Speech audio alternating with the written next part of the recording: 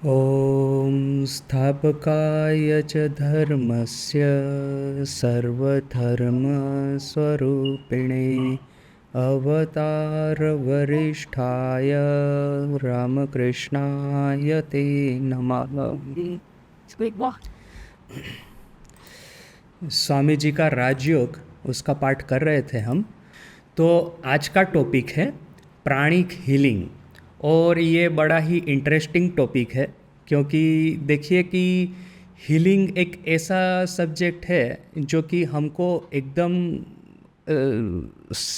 Directly हम सबको ये अफेक्ट करता है। क्यों? क्योंकि आध्यात्मिक जीवन तो ठीक है, चलो वो तो आज नहीं न कल धीरे धीरे करके इस रास्ते पे हम आगे बढ़ते ही जाएंगे। किंतु जिस दिन शरीर में आकर के बीमारी ने घर कर लिया, एक डिसीज़ ने हमारे शरीर में निवास करना आरंभ कर दिया, उसके बाद में आध्यात्मिक जीवन कहो कि सांसारिक जीवन कहो, सब कुछ जैसे कि हमको ऐसा लगता है कि इस सब चीज़ों में ना ही इंटरेस्ट रहता है, ना ही हमारे जीवन में हमारे शरीर में उत्साह रहता है।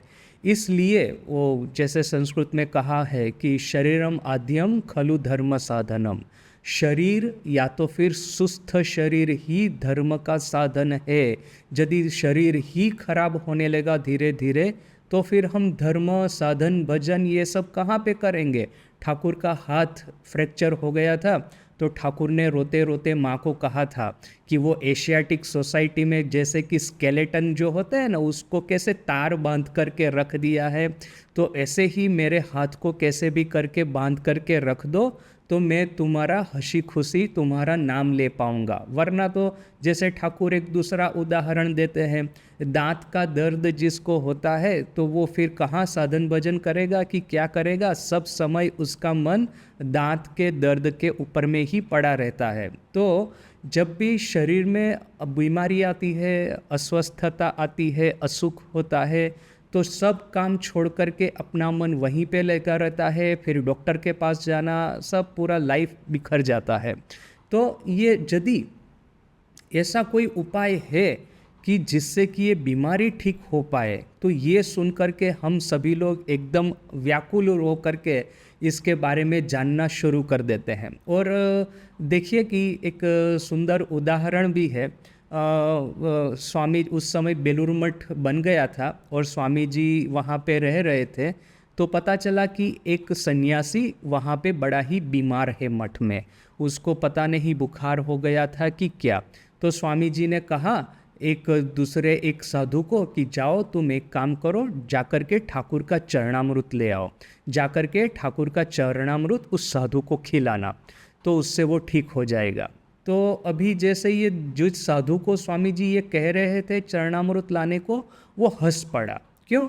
क्योंकि ये देखिए कि भारत में जो अंधश्रद्धाएं थी, ये सती प्रथा है, बाल्य विवाह प्रथा है, पर्दा प्रथा है, इसी सब अंधश्रद्धाओं ने तो हमको गुलाम बना करके रखा था आखिरी 1000 साल में। यहाँ पे स्वामी जी फिर से वही वेदांत की वाणी का प्रचार करने को आए हैं, जो कि रेशनल है, जो कि लॉजिकल है और मॉडर्न साइंस के साथ में बिल्कुल मैच होता है।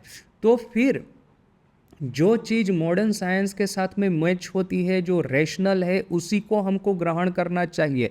ऐसा नहीं है कि वेदांत में मिरेकल नहीं है, किंतु सब मिरेकल का साइंटिफिक बेसिस है। तो यहाँ पे कहाँ स्वामी जी अमेरिका भर में जाकर के अमेरिका के डिवोटियों को भारत में ले आकर के मिसिस ओलीबुल वगैरह को बेलूर मठ की स्थापना की। कहाँ ये रेशनैलिटी, कहाँ ये लॉजिक और कहाँ ये साइंस के बेस पे रिलीजन की बात कर रहे हैं, और कहाँ ये स्वामी जी कि चरणामृत खिलाना चाहते हैं बीमार साधु को। तो जिस साधु को स्वामी जी ये कह रहे थे कि जाओ चरणामृत लेके आओ, वो हंस दिया। तो स्वामी जी ने इमीडिएटली कहा, स्वामी विवेकानंद ने, भैया तुमको चरणामृत लाने की ज़रूरत नहीं है, क्योंकि तुमको उस पर विश्वास नहीं है। मैं ही लेकर के आता हूँ और मैं ही उस बीमार साधु को चरणामृत खिलाऊंगा। तो देखिए कि हमको ये सब चीज़ें पता है, किंतु इसके पीछे का जो साइंस है, जैसे कि स्वामी जी ने कहा कि Vedanta is based on science, scientific basis पे ही वेदांत आधारित है। भले ही चाहे वेदांत का साइंस मॉडर्न साइंस से डिफरेंट होगा, बट इट इज़ साइंस। वो सिर्फ मान लेने की बात नहीं है। बस ये नहीं कहना है कि Jesus Christ is the son of God, ये विश्वास कर लो तो तुम्हारा हो जाएगा, अविश्वास करोगे तो तुमको जिंदा जला देंगे, जैसे कि वो मिडीवल यूरोप में होता था।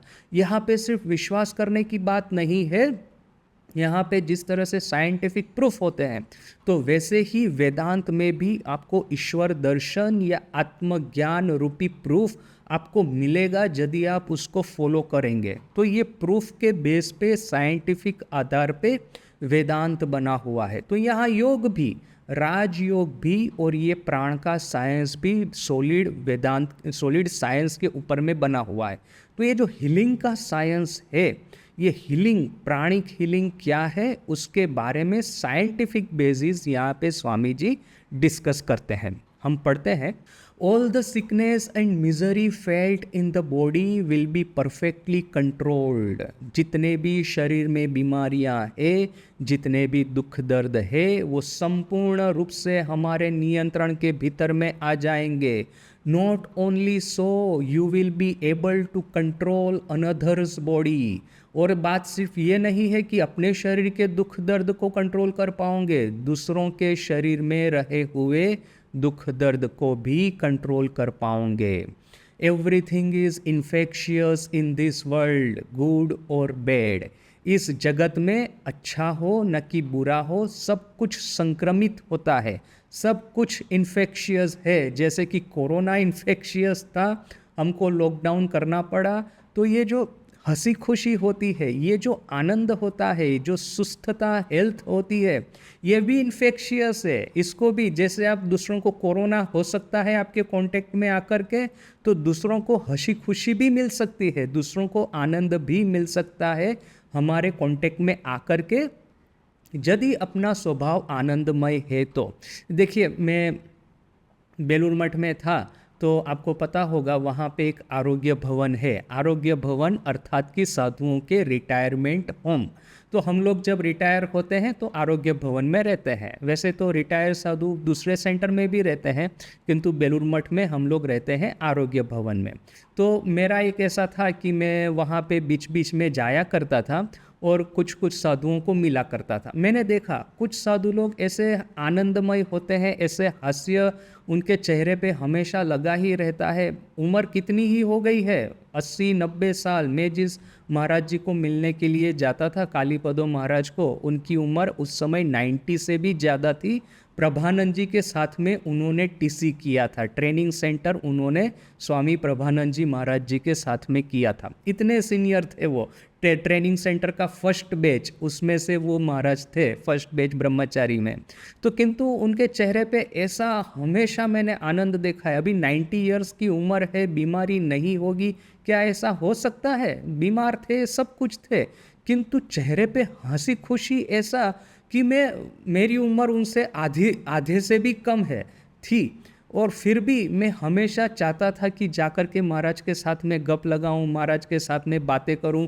और वो वॉकिंग करने को जाते थे उस समय, इवनिंग वॉक करने के लिए बेलूर मठ में, तो उनके साथ में मैं वॉकिंग करने के लिए भी जाता था। उनका संग प्राप्त करना, सत्संग, मुझे बड़ा अच्छा लगता था। क्यों? क्योंकि उस समय मुझे लॉजिक जो होता है ना, लॉजिकली हम लोग क्या सोचते हैं कि वो बड़े ही विद्वान है, उस उम्र में भी वेदांत के उपनिषद के सब श्लोक मुखस्त है, और बात बात में एक के बाद एक श्लोक उसको हम वो मुखस्त रट करके चैंटिंग करके समझाएंगे। तो मैं सोचता था चलो उनके साथ में गप भी लगाना होता है और वेदांत भी सीखना होता है। किंतु आज अभी मुझे समझ में आता है ऐसे वेदांत सिखाने वाले साधु बहुत सारे हैं, किंतु उन पार्टिकुलर महाराज के पास क्यों जाता था? क्योंकि वो हमेशा आनंदमय दिखते थे। उनकी जीवन में कोई रिग्रेट नहीं होगा ऐसा नहीं है। वो कभी भी उनको हेड ऑफ द सेंटर कभी भी नहीं बनाया गया था, कोई ऐसा इम्पोर्टेंट पोजीशन भी उनको नहीं मिला था। थे तो भंडारी थे कभी, तो शायद मैनेजर रहे होंगे किसी समय। मुझे उतना डिटेल उनके बारे में नहीं पता था, भूतकाल के बारे में। किंतु मैंने उनको देखा कि जैसे कुछ कुछ लोग होते हैं कि मेरे साथ में इस तरह से अन्याय हुआ, मेरे साथ में इस तरह से अन्याय हुआ, ऐसा जो वो अपनी जो राम कहानी जो सुनाते हैं ना, वो कभी कभी वृद्ध होने के बाद में ऐसा होता है। तो उन्होंने अपनी राम कहानी मुझे कभी नहीं सुनाई, अपने दुख दर्दों की कहानियाँ मुझे कभी नहीं सुनाई, हमेशा ऐसे ही प्रसंग सुनाए हैं जो सुनकर के मुझे आनंद आता है। तो देखिए कि उनका आनंद ऐसा संक्रमित था कि उस आनंद का पान करने के लिए मैं हमेशा उनके पास में जाता था। तो यहाँ पे स्वामी जी कहते हैं कि हमारा मूड यदि जिस तरह से बैक्टीरिया या वायरस उसको हम दूसरों को इन्फेक्ट कर सकते हैं, यदि मुझे बुखार हुआ है तो डॉक्टर कहेगा कि आप मास्क पहन के रखिए, वरना तो फिर जो आपके साथ में बात कर रहा है वो उसको भी शायद हो सकता है बुखार हो जाए, तो आप मास्क पहन के रखिए। तो वो ये है कि मैं यदि मेरे भीतर में वायरस है बीमारी के, तो मैं दूसरों को उसको इन्फेक्ट कर सकता हूँ उस वायरस से। तो वैसे ही यदि मेरा मूड जो है, मेरे मूड से दूसरे लोग इफ़ेक्ट हो सकते हैं। यदि मैं ख़राब मूड में हूँ तो मैंने इमीडिएटली देखेंगे कि बाकी लोग सब मेरे साथ में बात करना अवॉइड करेंगे। मैंने ऐसे कितने लोगों को देखा है कि जिनसे लोग दूर ही रहना पसंद करते हैं। अरे भाई, उनके पास में जाएंगे, पता नहीं कैसी बात करेंगे, और कोई उल्टी पुल्टी बात न भी करे तो उनका जो मूड है जिस तरह का, उससे हम लोगों का दिन बिगड़ जाएगा, उससे दूर ही रहो। ऐसा वो हम लोगों को सुनने में आता है कभी कभी किसी के बारे में। और जैसे कि ये कालीपद महाराज जैसे सन्यासी है, ऐसे जैसे मैं अपने घर में भी बताऊं, मेरे माँ के पिताजी थे और उनके भी पिताजी थे, वो हमेशा हास्य आनंदमय रहा करते थे। और हम बच्चे बच्चे थे तो उनके पास में जाकर के खेलने का हमको कितना अच्छा लगता था। तो ये आनंद भी संक्रमित होता है, अच्छा या बुरा मूड भी संक्रमित होता है। If your body be in a certain state of tension, it will have a tendency to produce the same tension in others. यदि आपका शरीर कोई एक पार्टिकुलर अवस्था में है तो वो अवस्था आप दूसरों के भीतर में संक्रमित करेंगे। If you are strong and healthy, those that live near you will also have the tendency to become strong and healthy. यदि आप स्ट्रॉन्ग है, आप हेल्दी है, आप में शारीरिक बल और मानसिक बल दोनों है, तो जो आपके साथ में रह रहे हैं उनके भीतर में भी ये शारीरिक और मानसिक बल संक्रमित होगा। But if you are sick and weak, those around you will have the tendency to become the same. किंतु यदि आप बीमार है, यदि आप कमज़ोर है, तो आपके आसपास में रहने वाले लोगों के ऊपर में भी इस बीमारी की असर होगी। देखिए, जिस घर में लंबी बीमारी चलती है, किसी की भी हो, तो वो बीमारी से दूसरे लोग अवश्य अफेक्ट होते हैं, सबका मूड धीरे धीरे खराब होता है। अभी एक बात ध्यान में रखनी है, बात सिर्फ ये नहीं है कि ये जो खराब मूड है वो सिर्फ बीमारी से फैलता है। अपना मूड और अपना शरीर ये दो अलग है। जैसे मैंने ये कालीपदो महाराज के बारे में कहा, बात वो नहीं है कि वो बीमार नहीं थे। 90 इयर्स की उम्र में आपके शरीर में कितने ही प्रॉब्लम होंगे। अब तो 40 साल की उम्र में प्रॉब्लम होते हैं, तो 90 इयर्स में तो कितने होंगे। किंतु मन जो है वो हमेशा प्रसन्न रहता था। तो यहाँ पे जो स्वामी जी कहना चाहते हैं, वो बीमारी संक्रमित होती है वो नहीं, बीमारी की वजह से जो आपका मूड खराब होता है वो खराब मूड संक्रमित होता है। यानी कि एक चीज़ हमको हमेशा ख्याल रखना है कि हम बीमार हो न कि सुस्त हो, रहना है सदा हास्यमय। आपको लगेगा कि अरे मुझे यदि ये हो गया है इतना सीरियस बीमारी में, कैसे हास्यमय रह सकता हूँ। तो वो हो सकता है, प्रैक्टिस करना है। मैं एक इतने अच्छे एक साधक को पहचानता हूँ जिनको कैंसर हो गया है, किंतु कैंसर होने के बावजूद, बार बार सर्जरी करवाने के बावजूद मैंने उनके चेहरे पे हास्य का अभाव कभी नहीं देखा। मैं हमेशा जाकर के उनके साथ में बात करता था। क्यों? क्योंकि कैंसर तो शरीर को हुआ है ना, मन को थोड़ी ना हुआ है। शरीर का कैंसर मन में थोड़ी ना आपको संक्रमित करना है। यदि हम इन दोनों को सेपरेट करना सीख ले तो ये अपना जो प्रसन्नता है अपने मन की, वो प्रसन्नता दूसरों को भी अफेक्ट करेगी और शरीर को भी अफेक्ट करेंगी सटली, सूक्ष्म रूप से, जिससे कि हमारे शरीर की बीमारी जो है उसका बढ़ावा रुक जाए और ट्रीटमेंट प्रॉपरली उसको मिले। तो ये मूड जो है, अपना मन की जो सुस्थता है उसको शरीर की सुस्थता के साथ में कनेक्ट नहीं करना है। This is the primitive sort of healing. अच्छा, जो आदमी स्वस्थ है उसका मन स्वाभाविक रूप से स्वस्थ रहेगा। जैसे कि देखिए कि ठाकुर के पास में ये जो लड़के जो जितने भी आते थे, सब लोग कुश्ती करते थे, न कि क्या क्या सब सीखते थे वो। तो फिजिकली सब लोग कितने स्ट्रांग थे, वो चाहे राजा महाराज हो, न कि शशि महाराज हो, न कि स्वामी जी हो, न कि विज्ञान महाराज हो, न कि फिर ये लाटू महाराज हो। सबको देख लीजिए, सब लोग फिजिकली इतने स्ट्रांग थे। तो फिजिकली स्ट्रांग होने की वजह से मन भी नेचुरली स्ट्रांग रहता था, निरंजन महाराज जैसे कि। तो ये बात है कि शरीर वीक होने से भी आप मन को स्ट्रांग रख सकते हैं, किंतु यदि शरीर स्ट्रांग रहेगा तो मन अवश्य स्ट्रांग रहना चाहिए। जिसका शरीर अच्छा है, शरीर सुस्त है किंतु मूड खराब रहता है, ऐसे लोगों के बारे में तो कहना ही क्या। फिर आखिर में वे लोग जानबूझ करके अपना भी जीवन खराब करते हैं, दूसरों का भी जीवन खराब करेंगे।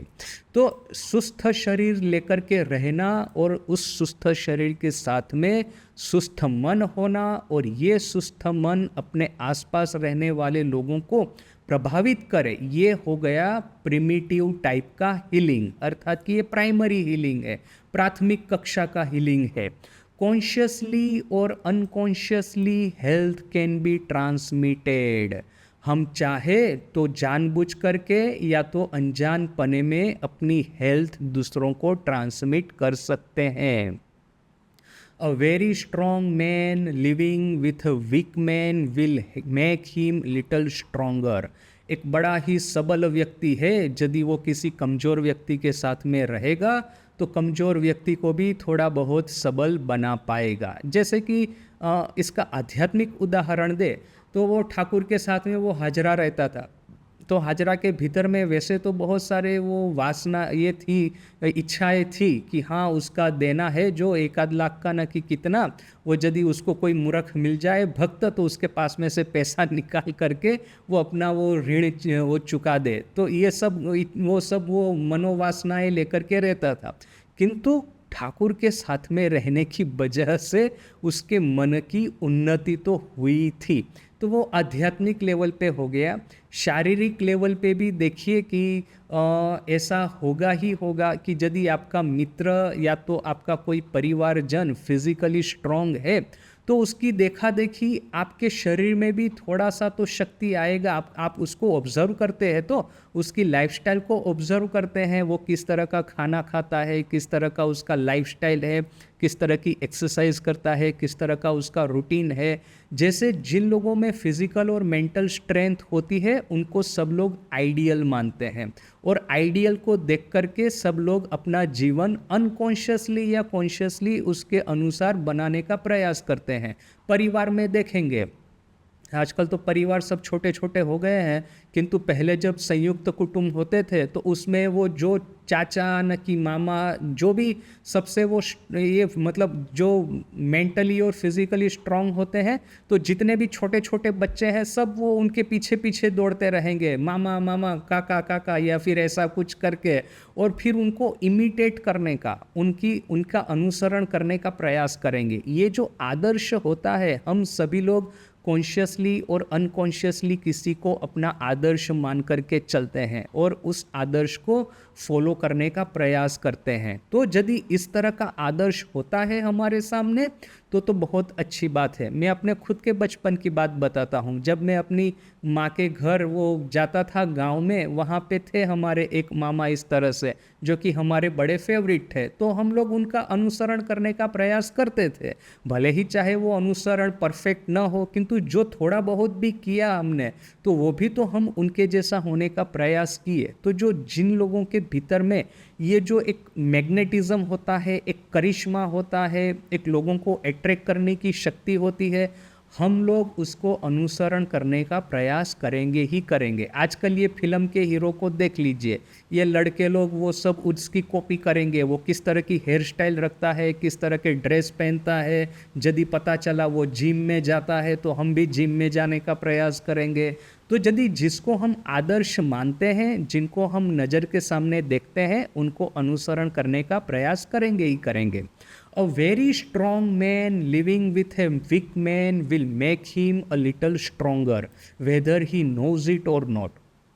और ये तो हो गया कि स्ट्रॉन्ग व्यक्ति, शारीरिक मानसिक सुस्थ व्यक्ति अपने साथ में रहे हुए कमज़ोर व्यक्ति को अपनी सुस्थता प्रदान करेगा ही करेगा। ये तो दो लेवल पे होता है। एक तो जैसे मैंने कहा कि अनुकरण करके वीक जो है या छोटा जो है बड़े को फॉलो करने का प्रयास करता है। दूसरा कि ये जो strength itself, it can be transferred, it can be shifted from one person to another.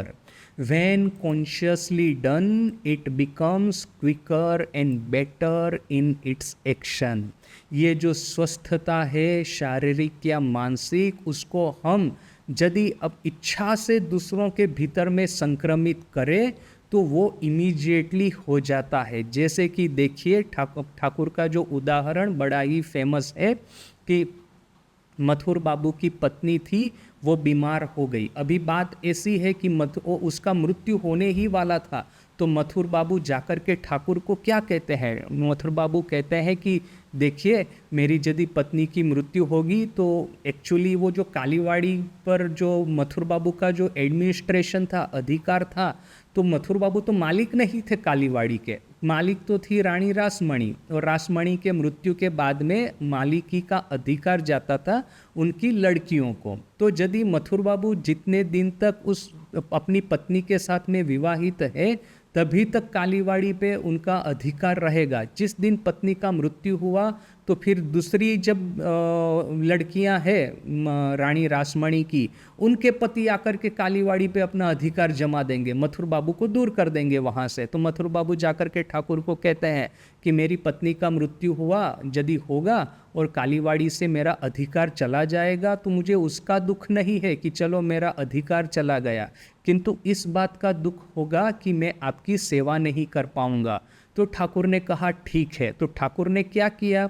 उनकी पत्नी की बीमारी अपने ऊपर में ले ली, अपना स्वास्थ्य उनकी पत्नी को दे दिया और उनकी बीमारी अपने पे ले ली। ठाकुर ने 6 महीने भुगता बहुत, किंतु मथुर बाबू की पत्नी बच गई। तो देखिए कि जो हेल्थ अपनी दूसरों को देना, ठाकुर का तो एक्सट्रीम एग्जाम्पल है, ठाकुर के जितने भी एग्जाम्पल होते हैं सब एक्सट्रीम होते हैं, किंतु कुछ हद तक हम अपनी हेल्थ दूसरों में संक्रमित कर सकते हैं।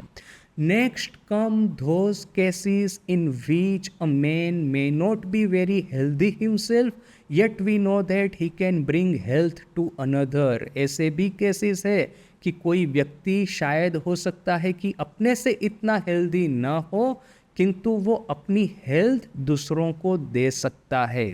The first man in such a case has a little more control over the प्राणा and can rouse for the time being his prana as it were to a certain state of vibration and transmit it to another person. जो व्यक्ति अपने से बहुत अच्छा नहीं है, बहुत सुस्त नहीं है, वो आदमी दूसरे को कैसे सुस्थता दे सकता है? तो वो प्राण को कंट्रोल करके, उसके भीतर का जो प्राण है, व्यक्तिगत प्राण, व्यष्टि प्राण, उसको वो कंट्रोल करेगा और फिर उस कंट्रोल करके प्राण को दूसरों में संक्रमित करेगा। और ये जो कनेक्टिंग ब्रिज क्या है? वो है समष्टि प्राण। व्यष्टि प्राण से समष्टि प्राण को कंट्रोल करो, समष्टि प्राण दूसरे व्यक्ति के भीतर में रहे हुए व्यक्तिगत व्यष्टि प्राण को कंट्रोल करेगा। तो इस तरह से यदि मेरा प्राण के ऊपर में कंट्रोल है तो मैं खुद बहुत ज़्यादा सुस्त न भी हूँ, मैं दूसरों को सुस्तता दे सकता हूँ। Next come those cases in which the first man in such a case has little more control over the prana and can rouse for the time being his prana as it were to a certain state of vibration. There have been cases where this process has been carried on at a distance, but in reality there is no distance in the sense of a break. ऐसा भी हुआ है, ऐसे भी cases है कि आप जो व्यक्ति को हील करना चाहते हैं, जिस व्यक्ति को आप ठीक करना चाहते हैं, वो व्यक्ति आपके सामने नहीं है किंतु और किसी जगह पे रह रहा है, डिस्टेंट हीलिंग। तो ये भी संभव है। क्यों? क्योंकि प्राण के जगत में कोई डिस्टेंस नहीं है। ये जो स्पेस और टाइम जो हम देख रहे हैं, ये सिर्फ भौतिक लेवल पे ही है। प्राण के लेवल पे स्पेस और टाइम का डिस्टेंस नहीं है। तो यदि हम प्राण के लेवल पे चले जाते हैं, प्राण के लोक में चले जाते हैं, यदि रियल्म ऑफ प्राणा, there we will find that there are no distances. We can touch anyone through prana as if we are touching someone with our own hands. अपने हाथों से जिसको स्पर्श कर सकते हैं, ऐसे ही हम अपने प्राण से दूसरे को स्पर्श कर सकते हैं प्राणिक जगत में। तो where is the distance that has a break? जहाँ पे ब्रेक ही नहीं है वहाँ पे डिस्टेंस क्या? Is there any break between you and the sun? It is it is a continuous mass of matter, the sun being one part and you another. यहाँ पे even भौतिक जगत में भी स्वामी जी कहते हैं कि पदार्थ का जो जगत बना हुआ है, ये पूरा जगत आकाश के माध्यम से जुड़ा हुआ है। जैसे प्राण का जगत प्राण के माध्यम से जुड़ा हुआ है, तो भौतिक जगत आकाश के माध्यम से जुड़ा हुआ है। तो कॉन्शियस वर्ल्ड जगत को यदि हम भौतिक और मानसिक इन दो जगहों में, इन दो जगत में बांटे, तो भौतिक जगत आकाश के माध्यम से जुड़ा हुआ है और जो मानसिक जगत है वो प्राण के माध्यम से जुड़ा हुआ है। जो प्राण है वो जैसे कि मान लीजिए एक बहुत बड़ा समुंदर है, इस समुंदर में जैसे कि मेरा मन एक नौका के रूप में सवार है और आपका मन दूसरी नौकाओं के रूप में सवार है। तो जैसे कि मोबाइल है, मोबाइल फ़ोन किस तरह से वो हम एक मोबाइल से दूसरे मोबाइल के साथ में बात कर सकते हैं? क्यों? क्योंकि ये इलेक्ट्रोमैग्नेटिक वेव की मदद से ये जितने भी मोबाइल हैं वो मोबाइल नेटवर्क में जुड़े हुए हैं। तो जैसे ही वो इलेक्ट्रोमैग्नेटिक वेव्स जो है मोबाइल नेटवर्क को जोड़ करके रखते हैं, मोबाइल को जोड़ करके रखते हैं, वैसे ये आकाश है, आकाश रूपी नेटवर्क है, वो प्राण रूपी नेटवर्क है। जैसे 10 मोबाइल एक आराम से एक दूसरे के साथ में बात कर सकते हैं, तो वैसे 10 मन भी आराम से एक दूसरों के साथ में कम्युनिकेट कर सकते हैं। जैसे कि चांद सितारों के साथ में हम कम्युनिकेट कर सकते हैं शारीरिक रूप से, यदि आकाश को हम कंट्रोल करना सीख ले प्राण की मदद से। तो ये जो electromagnetic waves mobile network mobile को कनेक्ट करके रखता है, ये प्राणिक नेटवर्क, प्राण रूपी नेटवर्क मन को कनेक्ट करके रखता है। जैसे ही मैंने उसका नंबर डायल किया अपने मन से, तो प्राण नेटवर्क के माध्यम से सीधे उसके मन को जाकर के उसने वो डायल टोन बजाएगा, वो रिंग जाएगी, और यदि उसने उसको रिसीव कर लिया तो माइंड टू माइंड कनेक्शन बैठ जाएगा। तो मन के द्वारा जो दूसरी जगह पे रहता है, अमेरिका में भी शायद कोई रहता हो, मान लीजिए यूरोप में कोई रहता हो, तो उनको भी हील करना वो असंभव नहीं है। Is there a break between one part of a river and another? जो नदी के जो दो किनारे हैं उसमें क्या कोई ब्रेक है? उसमें क्या कोई गैप है? मान लीजिए कि नदी के भीतर में से, हम लोग तो बेलूर मठ में रहे हैं तो हमने ये देखा है कि गंगा में से जहाज जाता है बड़ा सा, तो जहाज वो पानी के साथ में टकराता है तो पानी में ये बड़े बड़े ये वेव्स खड़े होते हैं। तो वेव्स जैसे कि बेलूर मठ के किनारे पे जाकर के टकराते हैं तो सामने वाले किनारे पे भी जाकर के टकराएंगे। ऐसा नहीं है कि बेलूर मठ का किनारा और सामने वाला किनारा, इन दोनों के बीच में गैप है। वो नदी जो है, वो नदी के माध्यम से दोनों किनारे जो है वो कम्युनिकेशन में है। पानी सब जगह पे इक्वली फ्लो होता है। तो यदि कोई पत्थर डालेगा पानी में तो उसके जो वेव्स फैलेंगे, तरंग फैलेगी, तो तरंग बेलूर मठ के किनारे को भी आकर के टकराएगी, सामने वाले किनारे को भी जाकर के टकराएंगी। Then why cannot any force travel? यदि पानी में तरंगे पसार हो सकती है, यदि बेलूर मठ के किनारे पे जाकर के मैंने पत्थर फेंका तो वो तरंगे सामने के किनारे की ओर जाकर के टकरा सकती है। तो मैंने अपने मन में से प्राण का एक तरंग यदि मेरे मन में से प्रवाहित होता है तो आपके मन को क्यों नहीं स्पर्श करेगा? There is no reason against it. ऐसा कोई भी रीजन नहीं है जो कि इस बात को नकार सके। Cases of healing from a distance are perfectly true. दूर से दूसरों को हमने हील किया हो, इस तरह के केस जो होते हैं वो बिल्कुल सही है। अभी मुझे तो ऐसा कोई केस अभी खास याद नहीं आ रहा है। और जैसे कि हमारा जो एजुकेशन हुआ है ना, हम लोग जो किताबें पढ़ते हैं, जैसे कि एक किताब है, मैं नाम बताता हूँ, ऑटोबायोग्राफी ऑफ ए योगी। तो वो योगानंद परमहंस करके एक है, तो उन्होंने ये किताब लिखी है। तो जब मैं वो पहली बार जब इस क्षेत्र में प्रवेश किया था आध्यात्मिकता के, तो ऐसी में बहुत सारी किताबें पढ़ा करता था जिसमें थोड़ा बहुत जादू चमत्कार जैसा हो और एकदम मन को छू लेता हो, कहानियाँ इतनी सुंदर सुंदर हो कि यहाँ पे ऐसा कुछ जादू हुआ, वहाँ पे ऐसा कुछ हुआ। तो वो क्या है कि हमको बड़ा अच्छा लगता था, अच्छा आध्यात्मिक जीवन में ऐसा भी होता है। फिर जैसे धीरे धीरे करके ठाकुर माँ स्वामी जी को पढ़ना शुरू किया तो देखेंगे कि ये राजयोग छोड़ करके इस तरह के चमत्कार, ये ऐसी बातें कहीं पे नहीं है। तो हमारा मन भी क्या है ना, सेक्युलर होने लगता है। हम लोगों को वो जादू चमत्कार वाली बात अच्छी नहीं लगती। उसके बाद में ये जो सब रीडिंग होता है वो हमारा धीरे धीरे करके बंद हो जाता है, क्योंकि सभी चीज़ों में हम लॉजिक और रैशनैलिटी खोजने का प्रयास करते हैं। स्वामी जी के पत्र है, स्वामी जी के lecture from Colombo to Almora है, या फिर कर्मयोग है, ज्ञान योग है, भक्ति योग है, इंस्पायर्ड टॉक है, स्वामी शिष्य संवाद है, जो भी किताब आप पढ़िए सब कुछ आपको लॉजिक और रीज़न के ऊपर में बनी हुई दिखेगी। यहाँ तक कि कथामृत भी है, तो कथामृत में ठाकुर के दर्शन होते हैं, किंतु ठाकुर इस तरह की बातें कभी नहीं करते कि उसको मैंने यहाँ से मैंने ऐसा मैसेज भेजा तो उसको वहाँ पे ऐसा मैसेज मिला। इस तरह की बातें ठाकुर कभी नहीं करते। वो है, किंतु Thakur himself discourages it. Thakur ये सब चीज़ों को थोड़ा डिस्करेज कर देते हैं। तो और माँ के जीवन में तो कोई प्रश्न ही नहीं है जादू चमत्कार का, ना ही डायरेक्ट डिसाइपल के जीवन में, ना ही फिर हमारे रंगनाथानंद जी महाराज है, परम पूजनीय रंगनाथानंद जी महाराज, परम पूजनीय भूतेशानंद जी महाराज, जिनको कि हम बाद में पढ़ना शुरू करते हैं। यतीश्वरानंद जी महाराज का मेडिटेशन एंड स्पिरिचुअल लाइफ है। ये सब स्टैंडर्ड किताबें हैं अपने ऑर्डर की। देखेंगे कि इस तरह का डिस्कशन कहीं नहीं मिलता है।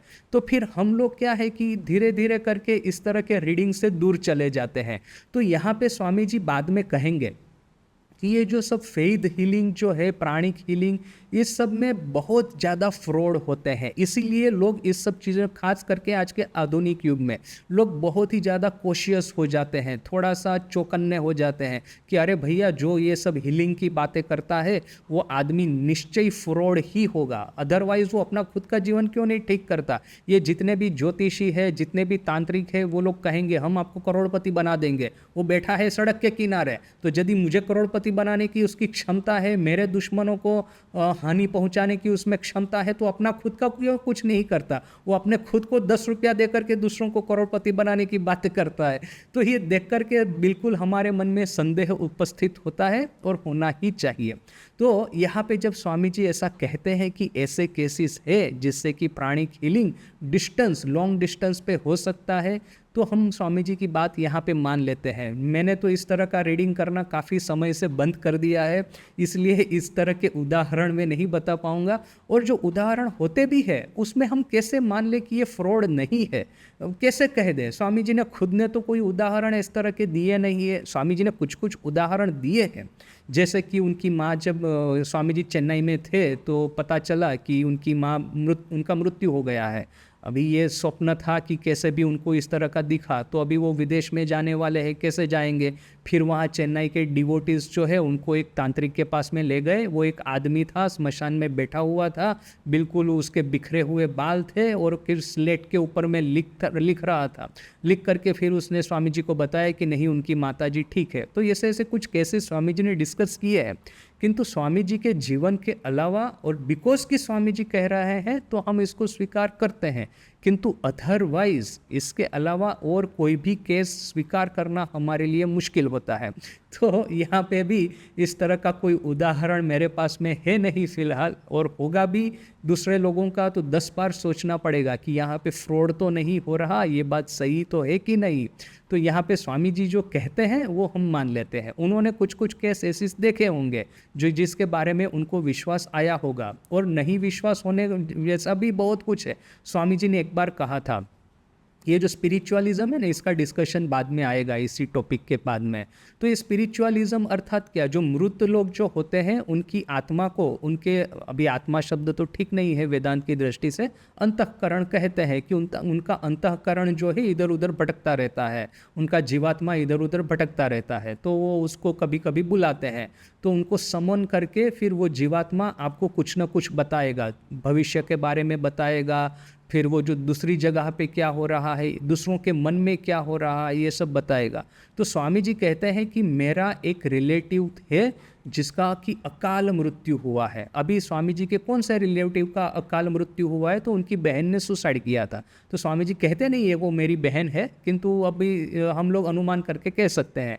तो स्वामी जी कहते हैं कि जिसका इस तरह से मृत्यु हुआ था, अकाल मृत्यु, वो मेरे पास आकर के कभी कभी कुछ न कुछ बताता है कि हाँ वहाँ पे दूसरी जगह पे ऐसा हो रहा है, वैसा हो रहा है।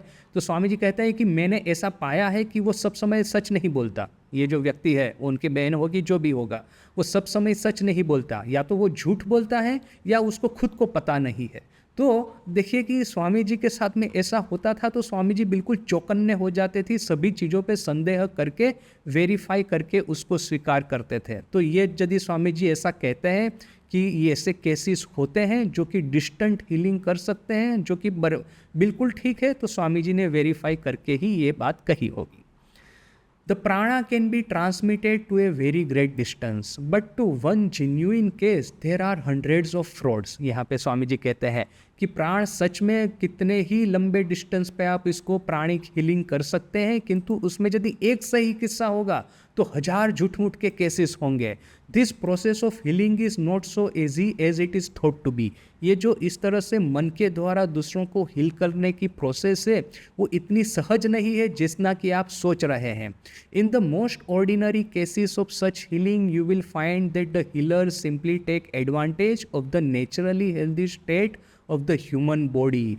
ज़्यादातर जो केसेस होते हैं इस तरह के हील करने के, देखेंगे कि जो हीलर जो होता है, जो सुस्त करने वाला व्यक्ति, जो शरीर की जो स्वाभाविक टेंडेंसी है स्वास्थ्य के प्रति जाने की, उसी का फ़ायदा ले लेता है। जैसे कि योग सूत्र में एक सूत्र है कि आपके खेत जो होता है, खेत के भीतर में आपने कैनल्स बना दी है। अभी कैनल में बारिश की वजह से पानी भर गया है, किंतु एक कैनल में ऐसा हुआ कि वहाँ पे कुछ अंतराय है, मिट्टी गिर गई है बीच में, तो पानी नहीं बह रहा। तो जैसे ही आपने मिट्टी रूपी अंतराय को वहाँ से हटा दिया, मिट्टी पत्थर रूपी अंतराय जो भी होंगे कैनल के, जैसे ही आपने उसको हटा लिया, वैसे ही पानी बहना शुरू हो जाएगा। तो वैसे ही अपना आध्यात्मिक जीवन का है, अपने भीतर में जो आत्मन है उसकी सहज ऊर्ध्वगति है। आत्मन अपने को सब समय प्रकाशित करना चाहता है, अज्ञान रूपी आवरण है, तो फिर आत्मन प्रकाशित नहीं हो पाता है। तो ये आध्यात्मिक जगत के लिए जितना ठीक है, उतना ही भौतिक जगत के लिए भी यदि आत्मन प्रकाशित होना शुरू हो जाएगा तो शारीरिक मानसिक दोनों तरह की सुस्तता हमको प्राप्त होगी। तो शरीर का नेचुरल टेंडेंसी ही है ऊर्ध्वगति, अर्थात कि स्वास्थ्य के प्रति जाना। यदि इसके बीच के भीतर के जो अंतराय है, जो हीलर होता है, उसको यदि स्वास्थ्य सिर्फ देना नहीं है, उसके जो व्यक्ति बीमार व्यक्ति है उसी के भीतर में तो प्राण है, उस प्राण की अभिव्यक्ति के जितने भी अंतराय है उसको हटा दो तो वो स्वास्थ्य ऑटोमेटिक मैनिफेस्ट होगा। आध्यात्मिक जगत में आप आत्मन ऑलरेडी प्रकाशमान है, अंतराय हटा देने से अविद्या, फिर ये अस्मिता वगैरह जो पंचक्लेश है, अविद्या, अस्मिता, राग, द्वेष, अभिनिवेश, ये पंचक्लेश को हटा देने से आत्मन जैसे ऑलरेडी प्रकाशित होगा। बादल, सूरज तो प्रकाशित हो रहा है अभी, किंतु यहाँ पे 3-4 दिन से बड़ी जोर से बारिश हो रही है, तो सब समय बादल वाला वातावरण है। तो जब तक बादल रहेंगे सूरज नहीं दिखाई देगा। तो जिसको सूरज को दिखाना है उसको सूरज को, नए सूरज को बना करके उसको प्रकाशित नहीं करना, वो तो बड़ी मुश्किल बात है। किंतु वो बादल को यदि हटा देगा, विच इज़ रिलेटिवली ईजी, यदि आकाश में बॉम्ब वगैरह कुछ फोड़ो, उसको विस्फोट करो तो बादल हट जाएंगे टेम्पररीली। तो इस तरह से यदि बादल को हटा दिया जाए तो इमीडिएटली सूरज का दर्शन हो जाएगा। तो दो तरह से है, हीलिंग कोई असंभव जैसी कोई बहुत डिफ़िकल्ट चीज़ नहीं है, सिर्फ अंतराय को ही हटाना है। दूसरा कि यदि मान लेते हैं कि ये बड़ा इजी होगा अंतराय हटाना, तो वो इतना इजी भी नहीं है। An allopath comes and treats cholera patients and gives them his medicine। अभी मान लीजिए कोई कोलेरा का पेशेंट है, या तो फिर आजकल की लैंग्वेज में कहेंगे कि कोरोना का पेशेंट है, वो यदि डॉक्टर के पास में जाएगा, मॉडर्न मेडिसिन जिसके पास में होती है वो आकर के उसको दवाई देगा। एलोपैथ अर्थात कि आज की जो मॉडर्न मेडिसिन जो देता है वो। The homeopath comes and gives his medicines and cures perhaps more than the allopath does। और किंतु यदि यही बीमार व्यक्ति होम्योपैथ के पास में जाएगा और उसकी दवाई लेगा, तो हो सकता है कि आज की मॉडर्न मेडिसिन से भी ज़्यादा उसकी ठीक सारवार हो। Because the homeopath does not disturb his patients but allows nature to deal with them। क्यों? क्योंकि होम्योपैथ जो होता है वो पेशेंट का जो बैलेंस होता है भीतर में उसका प्राण का, उसको डिस्टर्ब नहीं करता, उसको नेचुरली हील होने देता है। जबकि ये एलोपैथिक दवाई हम जितनी भी लेंगे उसकी साइड इफ़ेक्ट कितनी होती है हम सबको पता है, होम्योपैथ दवाई की साइड इफ़ेक्ट इतनी नहीं होती। किंतु यही एक देखिए कि होम्योपैथी कहो ना कि आयुर्वेद कहो, आजकल की जो एक खास करके भारत में ऐसी अवस्था है कि हमारा original thinking, original research and development नहीं है। ये कोई कोई लोग करते हैं, किंतु जो लोग करते हैं ना उन लोगों को भी हम लोग बड़े ही संदेह से देखते हैं। इसीलिए जब कोरोना होता है तो सभी लोग कोरोना का वैक्सीन लेने के लिए रेडी हो जाते हैं, किंतु फिर जो आयुर्वेद वाले हैं, होम्योपैथ वाले हैं, वे लोग कहेंगे कि हमारे पास में भी दवाई है, उसका आप सेवन करेंगे तो वो कोरोना की वैक्सीन लेने से कैसे बहुत सारे लोगों को रिएक्शन होता था, बुखार होता था, कितनी साइड इफ़ेक्ट होती थी, वो हमारी दवाई से नहीं होगी। किंतु प्रॉब्लम क्या होता है कि मॉडर्न मेडिसिन जो है उसके ऊपर में भरोसा इसलिए है कि उन लोगों की रिसर्च एंड वो जो डेवलपमेंट मेथड है ना वो बड़ी ही साइंटिफिक होती है, या तो फिर वे लोग दिखावा करते हैं साइंटिफिक है। जबकि हम लोग जो होते हैं होम्योपैथी या आयुर्वेद का प्रैक्टिस करने वाले, हम लोग करते क्या है कि वो जो प्रॉपर एक उसका एक ये होना चाहिए, टेस्टिंग होना चाहिए, फिर टेस्टिंग के जो रिज़ल्ट है, रिज़ल्ट को प्रॉपरली इसको मेडिकल जर्नल में पब्लिश करने चाहिए। मेडिकल जर्नल भी दो तरह की होती है, एक तो रेफरल जर्नल्स होती है, दूसरी वैसी ही जर्नल्स होती है। रेफरल जर्नल्स में क्या होता है, आपको आर्टिकल देना है तो जो उस क्षेत्र के विद्वान है उस विद्वानों के माध्यम से इस आर्टिकल को पढ़ाया जाता है, फिर वो अपना मतामत प्रदर्शित करेंगे, तब कहीं जाकर के इस जर्नल में आप दे पाएंगे। जबकि 2 नंबरी जर्नल जो होती है उसको आप थोड़ा सा पैसा दे करके वो जो भी आर्टिकल है सब छाप देंगे। तो ये क्या है कि भारत में करप्शन इतना ज़्यादा है कि यदि जेन्युइन रिसर्च भी होता है ना तो हमको हमेशा ये संदेह रहता है कि अरे भैया ये आदमी जेन्युइन है न कि फ्रॉड है। जबकि विदेश से जो भी आता है हम लोग आंख बंद करके ले लेते हैं। Swami ji himself is a उदाहरण। भारत में कितने राजा महाराजाओं ने स्वामी जी को सम्मानित किया है, किंतु उन राजा महाराजाओं की बिल्कुल इज्जत मिट्टी में मिल गई है, क्योंकि उन्होंने ब्रिटिश लोगों के साथ में मिल कर के आज़ादी की बजाय अपनी सत्ता टिकाने में, अपना राज सिंहासन टिकाने में ज़्यादा समय व्यतीत किया है। तो किसी को भी अपने राजाओं पे भरोसा नहीं है। अपना राजा कहेगा ब्रिटिश लोगों भी अच्छे हैं और स्वामी जी भी अच्छे हैं, अब ऐसा तो फिर आप उनकी बात कहाँ पे सुनेंगे। किंतु वही ब्रिटिशर खुद जाकर के कहेंगे हम पे राज्य करने वाले कि हाँ स्वामी जी जो कह रहे हैं जेन्युइन है, तब कहीं जाकर के हमको विश्वास होता है। तो यहाँ पे भी साइंस के रूप में यदि देखा जाए तो मॉडर्न मेडिसिन जितना इफेक्टिव है उतना ही आयुर्वेद या होम्योपैथ होगा, यदि इसके जो प्रैक्टिशनर है उनके ऊपर में हमको भरोसा बैठे। ये जो भारत में जो सिस्टम है उसमें करप्शन यदि थोड़ा सा कम हो तो। The faith healer cures more still because he brings the strength of his mind to bear and rouses through faith the dormant prana of the patient। अभी होम्योपैथ और आयुर्वेद वाले जितना हील करते हैं, जितना क्योर कर सकते हैं, उससे कहीं ज़्यादा प्राणिक हीलिंग जो करते हैं वे लोग कर पाएंगे। क्यों? क्योंकि ये लोग पेशेंट के भीतर में जो प्राण का इम्बैलेंस, ये प्राण का जो बैलेंस है ना, इसके बारे में स्वामी जी बाद में बताएंगे कि शरीर में किस तरह से प्राण का बैलेंस बिगड़ जाने से ये सब व्याधि होते हैं। तो ये जो प्राण का बैलेंस है उसको फिर से वो रिस्टोर कर पाए, यदि ये जो फेथ हीलिंग या प्राणिक हीलिंग करते हैं, तो शरीर में उसकी ट्रीटमेंट से किसी भी तरह की आड़ असर नहीं होगी। अभी ये बुखार की दवाई ले रहे हैं, डॉक्टर ने कहा इस दवाई लेने के बाद में दूध पीना है। क्यों? क्योंकि दवाई से आपको एसिडिटी होगी, ये बड़ी ही गर्म दवाई है। तो यहाँ पे जो प्राणिक हीलिंग, वहाँ पे उसका कोई आड़ असर होने की संभावना नहीं है, क्योंकि वो जो ऑलरेडी जो नेचुरल बैलेंस था उसी को ये लोग ठीक करते हैं। There is a mistake constantly made by faith healers. They think that faith directly heals a man. कोई लोग जो फेथ हीलिंग करते हैं, जो लोग विश्वास के बहाने, विश्वास के आधार पे लोगों को ठीक करते हैं, ये लोग कहते हैं कि ये विश्वास के माध्यम से ही आदमी ठीक हो जाएगा। जैसे कि ठाकुर कहते हैं ना, जे शाला बोले पापी पापी, सही शाला पापी होए जाए। अर्थात कि जो साला ये मैं जब जो साला बोलेगा पापी पापी, वो साला पापी ही हो जाएगा। मैं जब पहली बार बंगाली पढ़ रहा था ना, अभी ये मैं पहली बार तो कथामृत पढ़ा था गुजराती में। तो गुजराती में क्या है कि कथामृत को बड़ा ही सैनिटाइज करके रख दिया है। जहाँ पे ठाकुर मछली खाते हैं वहाँ पे उनको संदेश खिला दिया है, और जहाँ पे गाली गलौज करते हैं वो सब शब्दों को हटा दिया है। तो ऐसा बड़ा ही सैनिटाइज वर्जन कथामृत का मैंने गुजराती में पढ़ा था।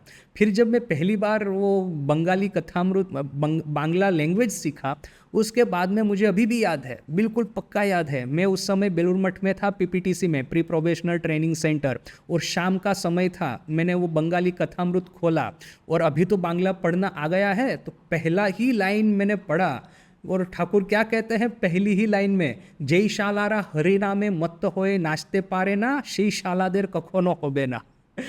जो साले हरिनाम लेकर के मत्त होकर के नाच नहीं सकते, उन सालों का कभी कुछ होने वाला नहीं। मैं तो एकदम आघात पहुंच गया मुझे। मैंने कहा ठाकुर किस तरह की बातें करते हैं, ये साला साला किसको कहते हैं? तो यहाँ में भी ठाकुर की वो सब हैबिट थी वो बोलने की। तो यहाँ पे भी जो लोग जो फेथ हीलिंग करते हैं, तो ठाकुर दूसरा भी एक उदाहरण देते हैं कि यदि मैं बीमार हूँ बोलते रहेंगे, बीमार ही हो जाएंगे। तो यहाँ पे स्वामी जी कहते हैं कि ये जो फेथ के माध्यम से, विश्वास के माध्यम से जो लोग हील करते हैं, वो कहते हैं कि विश्वास से ही सब कुछ हो जाएगा, किंतु ये बात सही नहीं है। Faith alone does not cover all the ground. विश्वास के माध्यम से मात्र सब नहीं होगा। विश्वास पूरा ग्राउंड, पूरा एरिया कवर नहीं करता। There are diseases where the worst symptoms are that the patient never thinks that he has that disease. ऐसे जो भयानक डिसीज होते हैं जिसमें कि रोगी को विश्वास है कि मुझे कोई बीमारी हुई ही नहीं है, तो पूरा विश्वास है कि मैं ठीक ही हूँ, किंतु इस तरह के विश्वास से रोगी ठीक नहीं होता, वो और भी ज़्यादा बीमार, वो और भी ज़्यादा उसके साथ में डेंजरस अवस्था होती है। That tremendous faith of the patient is itself one symptom of the disease and usually indicates that he will die quickly. कोई रोगी सोचेगा मुझे कुछ भी नहीं है, कोई भी दिक्कत नहीं है मेरे साथ में, किंतु फिर भी दिक्कत है। और ये जो विश्वास होना कि मुझे कुछ नहीं हुआ है, ये विश्वास एक बीमारी का एक प्रकाश मात्र है, और ये निशानी है कि वो रोगी मर जाएगा। In such cases the principle that faith cures does not apply. ऐसे केस में सिर्फ विश्वास अकेला क्योर करता है, वो बात सही नहीं। ठाकुर कहते हैं ना, बीष नाई बोले मानुषे बीष चले जाए। मैंने सांप ने आदमी को काटा है, तो मुझे नहीं काटा सांप ने, ऐसा यदि विश्वास होगा तो वो विश्वास के माध्यम से वो विष यानी सांप का जहर चला जाएगा। स्वामी जी क्या कहते हैं, वो यहाँ पे ऐसे केसेस में सिर्फ विश्वास अकेला काम नहीं करता, इसके बाद में भी एक दूसरा फैक्टर है। If it were faith alone that cured, this patient also would have been cured. माने जो लोग पूरा विश्वास रखते हैं, इस तरह की बीमारी होती है कि जिसमें विश्वास ही एक तरह का सिम्टम है, तो ये लोग भी क्योर हो जाते हैं, किंतु ये बात सही नहीं। It is by the prana that real curing comes. प्राण के माध्यम से सही सही वो क्योरिंग होती है, सही सही स्वास्थ्य मिलता है। The pure man who has controlled the prana has the power of bringing it into a certain state of vibration which can be conveyed to others, arousing in them a similar vibration. जो pure व्यक्ति होता है, जो शुद्धात्मा होता है, वो प्राण को इस तरह के वाइब्रेशन लेवल पे ले जाएगा और उस वाइब्रेशन को सामने वाले बीमार व्यक्ति में प्रवेश करवाएगा, जिससे कि सामने वाला ठीक हो जाए। और इसका सबसे बड़ा उदाहरण है कि सिंहवाहिनी की मिट्टी खिला करके अपनी माँ शारदा लोगों को ठीक करती थी। एक बार की बात है कि वहाँ पे एक लड़के को रखा था, माँ के घर में कुछ गाय रखी थी जयराम बाटी में, तो गाय की रखवाली करने के लिए एक लड़के को रखा था। लड़का छोटा ही था, तो अभी एक बार उसको एक अपनी उंगली पे सांप ने डस लिया। तो जैसे ही सांप ने डसा तो वो मॉडर्न मेडिसिन जैसे होता है ना, वो डॉक्टर दौड़ता दौड़ता आया। वहाँ पे एक डॉक्टर रहते थे, वो वहाँ पे वो जो दातव्य चिकित्सालय था, चैरिटेबल डिस्पेंसरी था, किया हुआ था उस समय। तो डॉक्टर आए दौड़ते दौड़ते और उसका हाथ पे जो एक वो जैसे कि वो जहर दूसरे अंग में न चला जाए तो हाथ को बांध देते हैं, जिससे कि वो ब्लड सर्कुलेशन उस हाथ में रुक जाए। तो ब्लड सर्कुलेशन रुक जाएगा तो जहर भी उसी हाथ उंगली तक ही रुक जाएगा। तो उन्होंने उस हाथ को बांधा और फिर जो सर्जिकल प्रोसेस करने का समय वो कर रहे थे प्रयास, उसी समय माँ आ गई। माँ ने कहा ये सब मत करो, इस लड़के को जाकर के सिंहवाहिनी के मंदिर में ले जाओ। फिर इस लड़के को सिंहवाहिनी के मंदिर में ले जाया गया। माँ ने मिट्टी गीली करके सिंहवाहिनी के मंदिर की पूरे अंग पे उसका लेपन कर दिया इस लड़के के, और फिर ऐसा लेपन करके उसको वहीं पे सुला करके रखा। बाकी सबको कहा तुम लोग चले जाओ, मैं यहाँ पे बैठती हूँ। तो फिर माँ ने पूरा दिन उस लड़के के साथ में बिताया। लड़के के पूरे बदन पे मिट्टी लगाई हुई थी गीली करके, और फिर दूसरे दिन देखा कि मिट्टी को जब हटाया गया, देखा उसकी उंगली को खोल करके कि बिल्कुल ठीक हो गया है, बिल्कुल सुस्त हो गया है। बस वही बात थी कि उंगली पे जहाँ पे वो डॉक्टर ने वो रस्सी बांध दी थी जिससे कि ब्लड सर्कुलेशन रुक जाए, तो वहाँ के बाद की उंगली टूट करके गिर गई। वो भी नहीं होता यदि उसने ऐसा नहीं किया होता। तो ये जो हीलिंग है कि सिंहवाहिनी की मिट्टी से वो ठीक हो गया, हमको लगता है कि माँ के विश्वास ने इसको ठीक कर दिया। सो यहाँ पे स्वामी जी कहते हैं कि सिर्फ माँ की भक्ति या माँ का देवित्व ही कारणभूत नहीं था, इसके अलावा भी जो एक्चुअल मैकेनिज्म था वो था प्राण। प्राण के माध्यम से माँ ने बच्चे को ठीक किया था। ये मैकेनिज्म है, और किंतु हमको दिखता है विश्वास के रूप में। तो ये टॉपिक पूरा यहाँ पे होता है। कल इसी प्राण के बारे में दूसरे भी टॉपिक है, power over people and balance of प्राणा। ये जो बैलेंस ऑफ प्राणा, बीमारी आती कैसी है, तो ये बैलेंस बिगड़ जाता है जब शरीर में, तब ये बीमारी आती है। तो ये सब हम अभी कल डिस्कस, अच्छा कल तो सैटरडे है, मंडे को करेंगे डिस्कस। आज यहीं तक। ओम शांति शांति शांति। हरि ओम तत्सत। श्री राम कृष्णार्पणमस्तु। किंतु देखिए कि ये जो मैं स्क्रीन शेयर कर रहा हूँ ना, वो स्वामी जी का ही लिखा है, मेरा नहीं है। मैं तो सिर्फ उसको एक्सप्लेन कर रहा हूँ। इंग्लिश जो आप देख रहे हैं स्क्रीन के ऊपर में, वो पूरा स्वामी जी का है, एक भी शब्द मेरा नहीं है उसमें।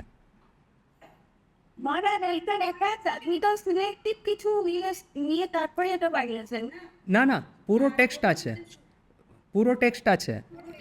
हाँ हाँ, ये राजयोग का जो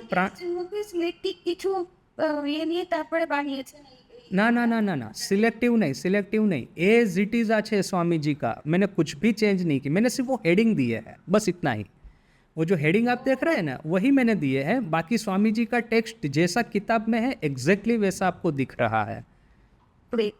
आपने यदि आप इंग्लिश किताब है, इंग्लिश किताब अपने साथ में रख करके फॉलो करेंगे ना, तो मैं जैसे जैसे बोल रहा हूँ ऐसा ही आपको दिखेगा। उसमें एक भी शब्द मैंने चेंज नहीं किया हो, सिर्फ मैंने अपने हेडिंग दिए है।